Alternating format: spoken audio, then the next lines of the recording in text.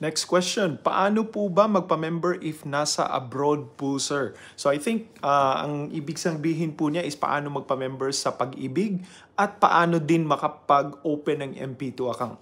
Huwag po kayo mag-alala. Online lang po lahat ang pag-open ng Pag-ibig, pagpa-member ng Pag-ibig at pag-open ng MP2 account.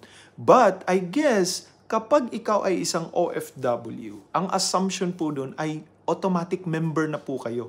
Kasi from what I know, hindi po kayo pwedeng lumabas ng bansa kapag hindi po kayo makapag-open ng inyong Pag-ibig account. So, ibig sabihin, P1 member na po kayo. Kapag P1 member na po kayo at active po ang inyong membership sa Pag-ibig, anytime, pwede po kayo mag-open ng MP2 account.